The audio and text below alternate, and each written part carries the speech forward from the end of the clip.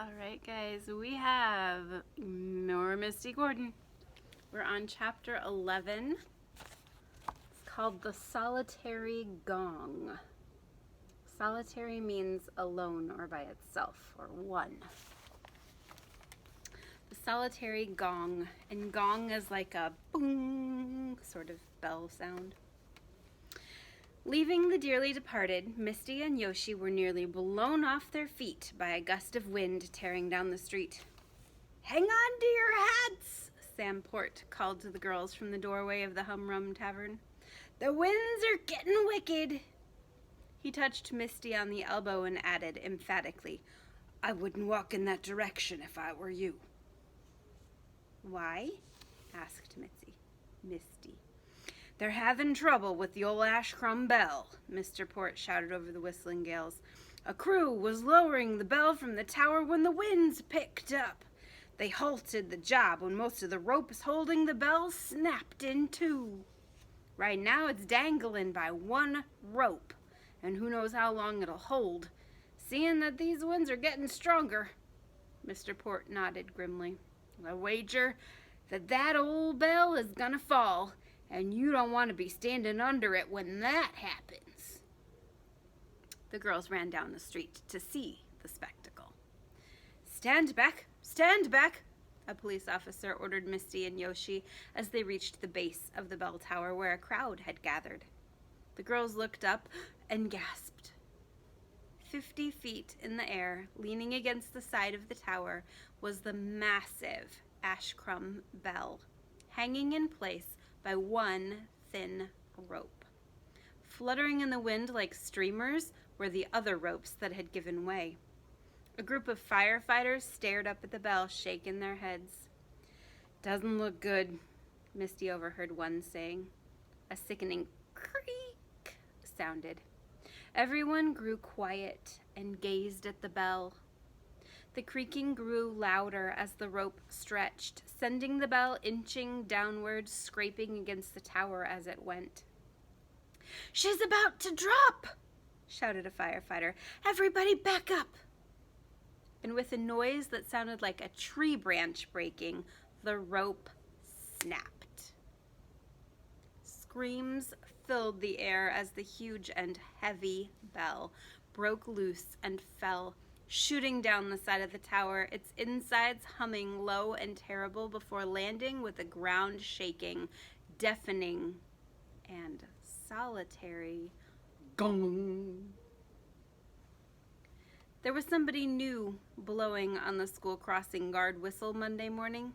It was Coach Knuckles, and he was enjoying it immensely. He thinks he's a cop," snickered James, as Misty, Yoshi, and he joined a large group of students waiting to cross the street. Coach Knuckles blew 2 short toots, jerked his head, and gestured stiffly with his hands, but no one understood what he meant by his signaling. All the students knew was that you crossed when Medford chased you, and you ran when she hit you. Jimmy Wynn darted across the street, but nobody followed his lead. The puzzled group was frozen in place, reluctant as a herd of cows having to cross a river. The coach rolled his eyes. "Let's hustle!" he shouted at the students. "Look alive, Gordon!" he added, blowing the whistle shrilly in Misty's ear before barking at her like a drill sergeant. "Pick up those feet! That's it! That's more like it, Gordon!" Misty turned red and gulped. Unfortunately, Coach Knuckles wasn't the only nasty surprise Misty would have that morning. "We're having a test?" cried Misty, goggle-eyed, as Mrs. Hale passed a math test around. "Did you forget?" Mrs. Hale, pausing at Misty's desk, said. Misty nodded sheepishly. Mrs. Hale frowned and crossed her arms. "Misty Gordon, don't tell me that you were so busy during the weekend that you couldn't study for a math test."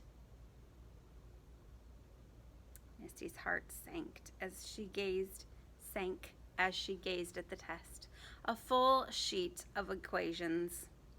She gave a sideways glance at Yoshi, math whiz extraordinaire, who was already burning the lead as she hashed out the answers. Mrs. Hale stood at the front of the room, stopwatch in hand, as she timed Yoshi. It was no secret that Mrs. Hale was grooming Yoshi Yamamoto for mathematical greatness. Misty, however, was grooming herself for mathematical doom. What few formulas she did know seemed to fly out of her head. Listening to everyone scribble and erase only made matters worse. Yoshi slammed down her pencil. Mrs. Hale clicked the stopwatch and gave Yoshi a proud smile and a thumbs up. "How did you do?" Yoshi asked Misty after class. "Don't ask," sighed Misty as they moved down the hall. "My parents are going to kill me." Mrs. Lane greeted the class with reddened eyes. She looked completely frazzled. She wiped at her face and blew her nose loudly into a handkerchief as she waited for the students to take their seats. "Pardon me," she sniffed. Everyone gave each other puzzled looks as Mrs. Lane dabbed at her eyes and bit her lip. A quiet, awkward minute passed, in which the squeak of the custodian's cart could be heard in the hallway. "It's just that my husband called a few minutes ago from the Ashcombe Museum. As if the falling of the Ashcombe bell weren't bad enough, it seems that the museum was robbed over the weekend. Every artifact from the Royal Ashcombe was stolen. It's all gone." She waved her handkerchief in the air. "Ship rigging, cannons, the 3-ton anchor. Even more unbelievable," she added, "the thieves even took the sunken hull of the ship itself." "How could that even be possible?" asked Alexis Lennox. "How could someone raise a sunken ship without anybody knowing about it?" "I don't know," cried Mrs. Lane. "It's as if it all just disappeared." In no condition to teach, Mrs. Lane instructed the class to read from their textbooks, a task which was nearly impossible considering the noises Mrs. Lane was making in her handkerchief. Finally, the bell rang for recess. "What do you think that was all about?" Yoshi said to Misty as they strolled outside. "You mean you haven't guessed?" said Misty. "Now that the Ashcombe bell has tolled," that means rang, "the prophecy is unfolding. The artifacts and the ship weren't stolen. They were reclaimed by the spirits of the snakes." Yoshi shivered. "They're headed back to town on the Royal Ashcombe." "That's right," said Misty grimly. Suddenly, some first graders began shrieking and crying. "What's going on?" said Yoshi as teachers dashed past. "Oh my!" screamed Mrs. Lane. "Call the police!" ordered Mr. Barrel. Misty and Yoshi shoved their way through the horde of students that had gathered around a huge hole. The hole that had once contained the Royal Ashcombe's figurehead. "The mermaid is gone!" wailed Mrs. Lane. Misty and Yoshi stared, flabbergasted, into the gaping black opening in the ground. Mrs. Lane yanked out her handkerchief again. "Well," she said, "I just hope that the thieves who stole the mermaid put her to good use." "Don't worry," thought Misty. "They will." The evening news was filled with stories of the Royal Ashcombe robberies. Mr. Gordon, Misty, Yoshi, and James sat transfixed in front of the television, its volume cranked to an eardrum-splitting level, as the reporter gave the lowdown on the mysterious occurrence. "Police are at a total loss," said the newscaster, "as to how the historic pieces were actually stolen. After going over security tapes, there is no evidence of breaking and entering. From the 3-ton anchor to the actual sunken hull of the famous ship, everything simply vanished." Mr. Gordon turned off the TV. With a pensive, that means thoughtful, look on his face, he quietly crossed to the fireplace and poked at the glowing coals. "I just don't understand it," said Mrs. Gordon, standing in the doorway of the kitchen. "Why would anyone steal the stuff of an old ship and go to the lengths of raising that sunken vessel out of the ocean?" "Yeah, man," said James from the depths of the couch. "Who do you think could have done all that, Dad?" Mr. Gordon didn't answer. He just stood, gazing at the fire. Misty could only imagine what her dad was thinking. Did he have any idea what was going on with the royal ashcrumb? The phone rang. Misty answered it. "Hello! Oh my! Hello!" the caller cried. It was Mr. Yates, and he sounded as if someone had dumped ice water down his pants. "Is this young Gordon? I need to speak to your father. Is he home?" "Yeah, hold on," said Misty, handing the phone to her dad. "Yes," said Mr. Gordon. Mr. Yates' yelps could be heard over the crackle of the fire. "You must come at once," Misty heard Mr. Yates saying. "Gone! Just gone!" "I see," said Mr. Gordon grimly. "I'll be there in a moment." He hung up the phone. "What's wrong, dear?" Mrs. Gordon asked her husband. "That was Mr. Yates on the phone," he replied. "An old doublet is missing from the dearly departed." "Missing?" said Mrs. Gordon. "Oh, I'm sure it's nothing to worry about," Mr. Gordon said. "Mr. Yates probably just misplaced it, that's all. Anyway, I'm going to the store to check on things." He grabbed his coat and slipped out the front door. Misty and Yoshi looked at each other. "Where are the scrolls?" whispered Yoshi. "They're in my room," answered Misty. "I put them in Zaster's vanity." "What if they were reclaimed too?" said Yoshi. The girls scurried upstairs to Misty's bedroom. Yoshi tugged on all the drawers of Madame Zaster's vanity, but they wouldn't budge. "That's weird," said Yoshi. "It's like these drawers are glued shut." "Really?" said Misty, walking to the vanity. She put her hand on the door. She put her hand on the drawer containing the scrolls and gave it a slight tug. It glided out with no problem.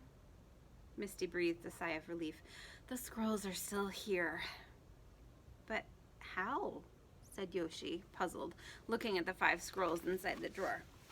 "How could the scrolls still be here when all the other stuff that was on the royal ashcrumb has been reclaimed? And how did you get that drawer to open?" "I don't know," said Misty. "It just slid open. Maybe you loosened it. Or maybe since this is Zaster's vanity, her ghost is protecting the scrolls?" Misty took out Captain Yates's sea chart and unfurled it. "Oh no!" the girls said together as they spied the tiny painting of the royal ashcrumb. Only now, instead of being moored at England, the ship was nearly a quarter of the way across the Atlantic Ocean. "It's moving! Fast!" cried Misty.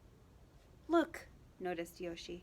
"You can actually see the sails billowing as it moves westward." So on the painting, you know how they had that map of where they live and then the Atlantic Ocean and then England? And there was a little bitty ship, picture of a ship, over in England, like sitting there. And now the ship has moved toward the United States, toward where Misty lives. It's getting closer. Pictures aren't supposed to move like that. "That means somebody's steering it," said Misty matter-of-factly. She put on Madame Zaster's glasses. They grew colder and foggier than ever before. Misty gasped to see dozens of tiny pale blue specks crawling all over the ship. "What do you see?" said Yoshi breathlessly.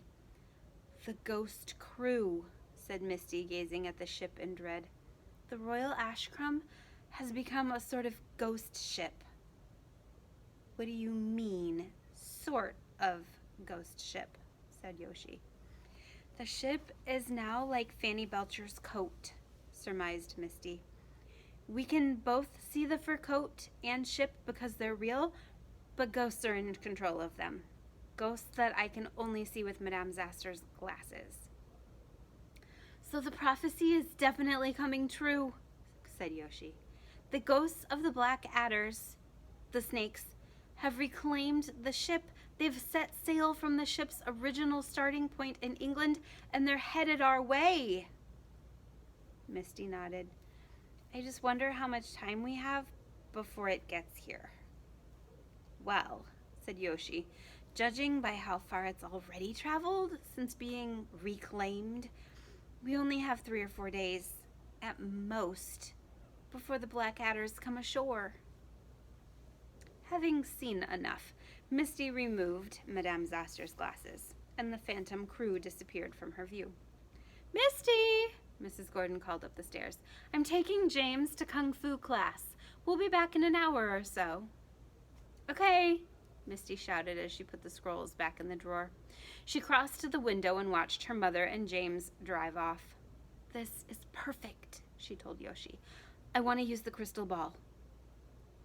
The girls crept downstairs, surprised to find that Mr. Gordon's study was already open and obviously waiting for them, with great billows of fog pouring from it. Misty took a deep breath. Come on, let's go, she told Yoshi.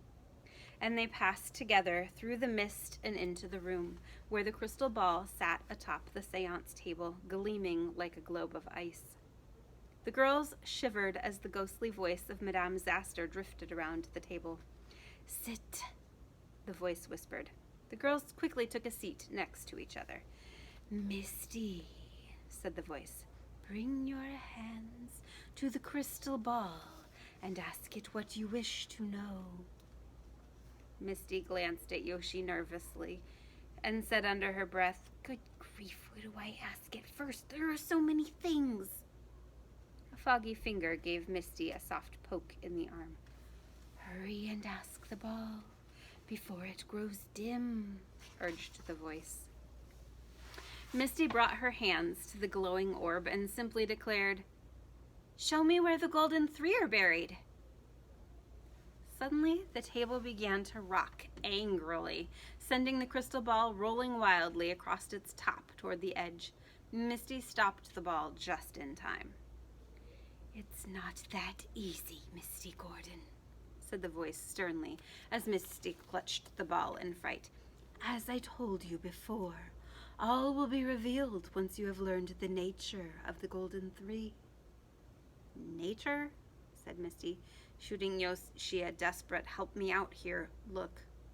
You have to find out the character of the golden 3, Yoshi explained loudly over the rocking table. What they're capable of with their powers over the earth, sky, and sea. Perhaps it's something you have to see for yourself to understand. And just like that, the table grew still. Well said, the voice commended Yoshi. Then it swirled around Misty. Try again, Misty. Quivering, that means shaking, Misty put the crystal ball back in place and said, First, I would like to see what happened the day the Royal Ashcrumb was taken over by the Black Adders. Instantly, the crystal ball grew to twice its normal size and began filling with what looked like a sparkling blue liquid. Halfway up the ball, the water stopped rising. Clouds appeared and swirled above the liquid, stirring the water around and around until tiny waves were rippling in the crystal ball.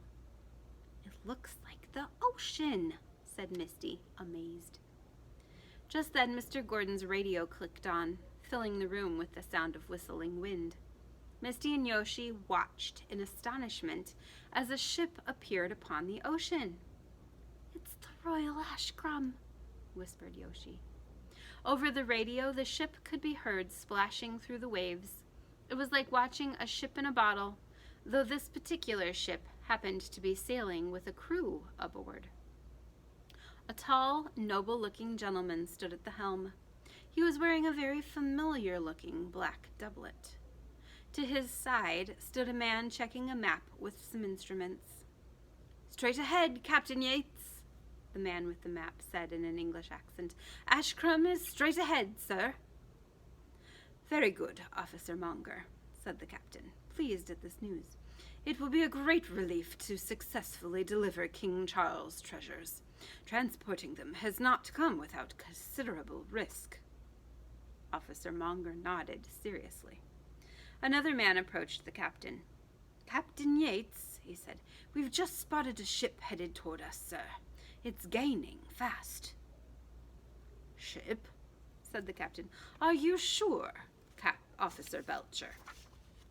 "Yes, sir," replied the officer as a pitch-black ship moved into view behind them.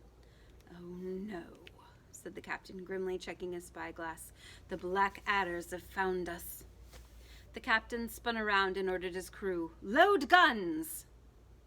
The crew of 60 was sent into action, with men tearing down below to man the cannons, while the rest scattered about the deck, preparing for the worst, as the Black Adder's devilish ship sped alongside the Royal Ashcrum, so close now that its sails could be heard snapping furiously in the wind, its ragged snake and skull flag bearing down upon the royal vessel. "Fire!" shouted Captain Yates. Thunderous blasts shot from the cannons, and smoke filled the crystal ball. Though nothing could be seen through the haze, plenty could be heard. Pistol shots, voices crying out in agony, and more cannon fire. "Look," said Yoshi after a while, "the smoke is clearing."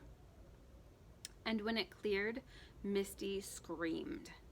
For now, standing at the helm, that means like where the ship's wheel is, of the Royal Ashcrum, was the grisly man whose ghost she'd seen in the dearly departed.